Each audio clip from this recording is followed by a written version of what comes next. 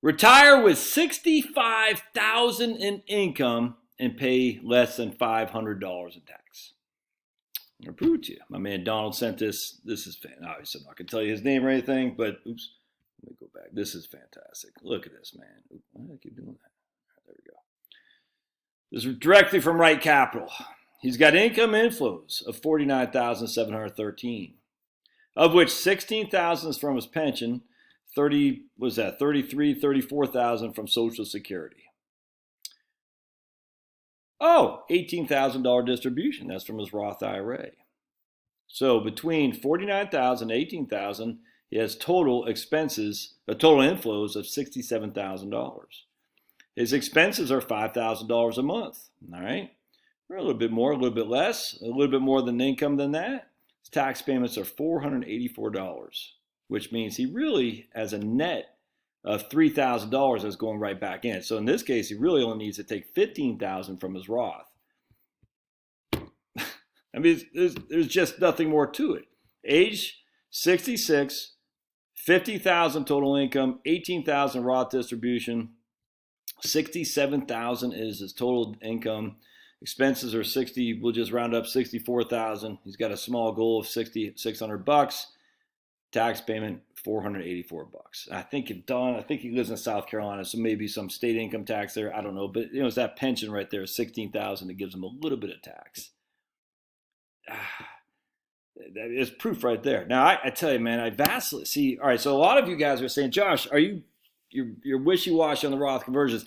Not in a way I am, in a way I'm not. I'm not so wishy-washy on the Roth conversions if we know for a fact that you're going to convert in a higher tax bracket than what you'll be in the future. That doesn't make any sense.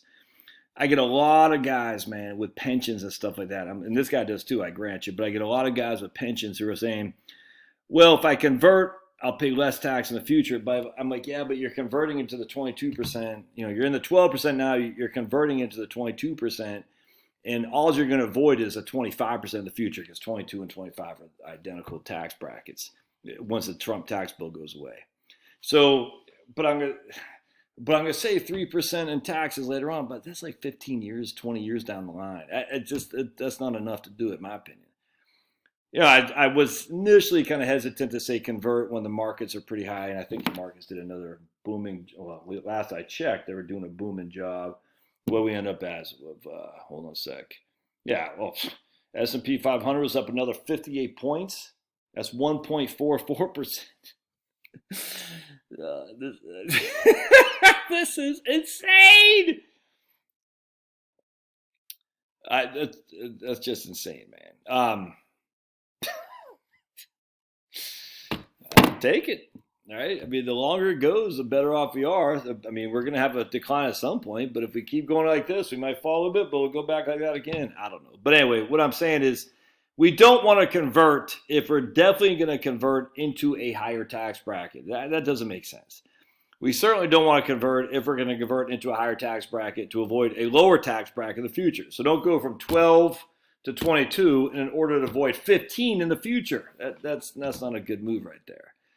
In my opinion, if you stay, 22, convert now to avoid 22% in the future, that doesn't make sense at all to me either. It's the opportunity cost of paying the tax up front to have the same tax savings now that in the future. That doesn't make any sense. You're basically paying the IRS on the front end to avoid paying the tax you could have avoided. Avoid paying the tax you pay today in the future. Don't do that. I don't like that. The only reason you want to convert, in my opinion, is because now if you're charitably inclined, not to your, to a charity, a 501c3, but to like your kids, maybe, but still, I don't like the idea of paying more tax on Roth conversions today to avoid paying less taxes in the future. That doesn't make sense. Now, I love the idea of paying paying more tax today to avoid paying even more tax in the future. Thus, the widow's tax trap. You want to leave more money to your kids and all that. I get that, but to say I'm going to pay 22% today to avoid 22% in the future, or to avoid 12% in the future, I don't get that. To say I'm going to pay 22% today to avoid 35% in the future, yes, 100%. On top of Medicare, IRMA, on top of whatever Social Security tax trap, 100%. But look at this. In this case, the guy did his conversions. 18,000. So he's drawn 18,000. He really only needs 15,000. And again, that doesn't, I mean, this right here is a big fat nothing. It doesn't matter what this is in terms of the total tax payment because it's completely tax free. All that's happening here is this pension is making a little bit of his Social Security subject to taxation. That's it.